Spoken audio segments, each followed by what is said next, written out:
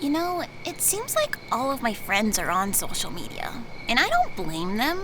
They're always messaging each other on social media and sharing videos or memes or songs. And some kids even learned how to do math problems faster because of something they saw on social media.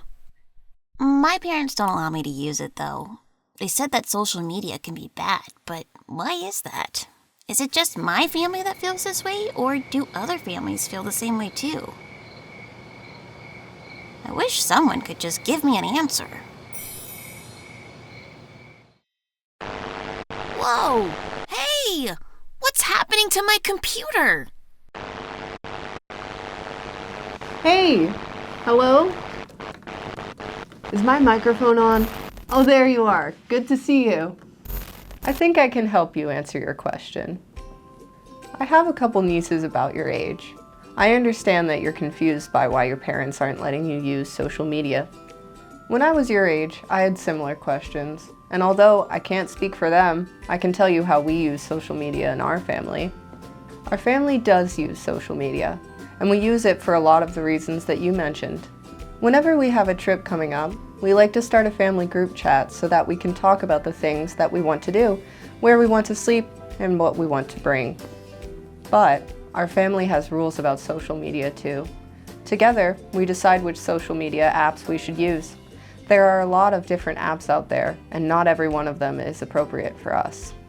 I know that my nieces can only create one account for any of the apps that we use, and their parents can check their accounts at any time.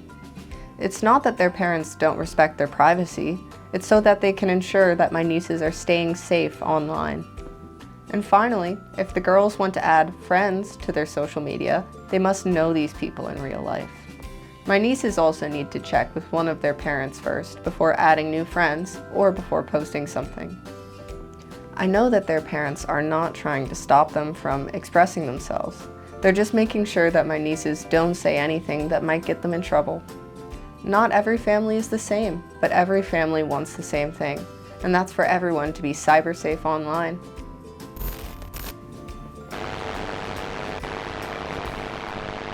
Yeah, I guess that makes sense. I've heard about people getting into trouble for the things that they've posted on social media, so it makes sense why parents would want to monitor social media activity. But what I don't understand is how that person ended up on my computer. Hello? Sweetie? Oh, what? Again? Oh, jeez, it's cramped in here. But at my age, it feels like everything is cramped. I'm a grandmother to a curious child about your age. I've seen it all and heard it all. Back then, we thought the internet was just a gimmick. But look at me now, connecting with you over the internet. And now there's social media. But this time I know that it's here to stay. So my philosophy is that since we can't stop it, we might as well embrace it. But we must embrace it safely. My grandchild doesn't have his own social media account, but when we're together, we use mine. We browse social media together and talk about the things that we see and read online. I use that as an opportunity to teach him if what he's seeing is fact or fiction, or as you kids call it, cap. The internet and social media can be full of content that's simply a waste of time.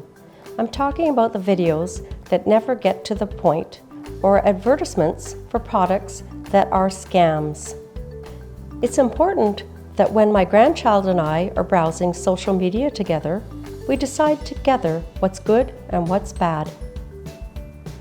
He's allowed to ask questions about the things that he sees, and if something makes him feel uncomfortable, we skip it and talk about why that content exists.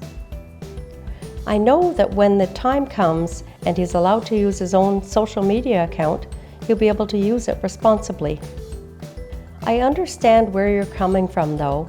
My grandson isn't allowed his own social media account, but that won't be forever. We adults are just waiting for the right time to let you have your own account. Even if the waiting does feel like forever, be patient, your time will come. She's right. It sometimes does feel like forever, but I understand. Yeah, I'll try to prove to my parents that I can think critically about the content that I see on the internet. But my computer, I wonder if this was because... The wish! Oh, I wish for $1 million. I wish for pizza for dinner every night. I wish my sister had snakes for hair. Ah, it's happening again! Stop yelling, I hear you, kid.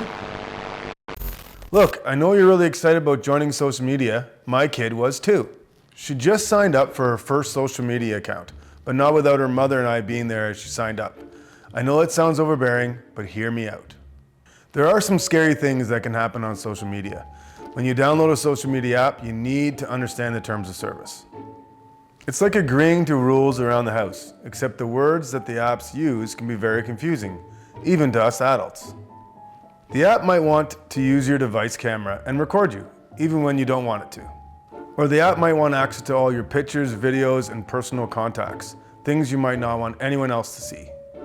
That's why in our family, it was important that our girl wasn't allowed to create an account and download any social media apps on her own.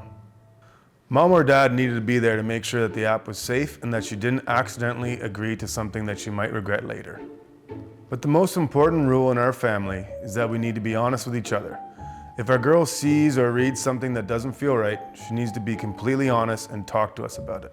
Whether it's a mean message that other kids at her school are spreading, or if she sees a video that makes her feel uncomfortable.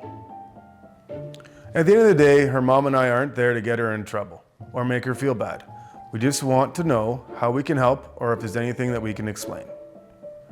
I understand that all your friends are on these social media apps and that you don't want to feel left out. But there are dangers out there like cyberbullying, inappropriate content, or sneaky agreements that might invade your privacy. Maybe you can ask your parents about these things. Show them that you understand the risks and that you'll be responsible on the apps. So I hope you can see where your parents are coming from.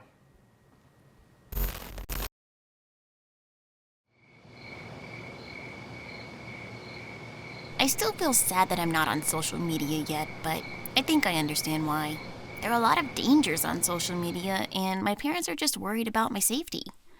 Tomorrow, I'm going to do more research on it. I'm not only going to talk to my parents about why I want to use social media, but also about the risks involved. If they change their minds, that would be great. But if they still decide that I'm not ready yet, that's okay too. I'll keep proving to them that I'm ready by learning more about cyber safety. But until then, I wish for $1 million. I wish for pizza for dinner every night. I wish my sister had snakes for hair.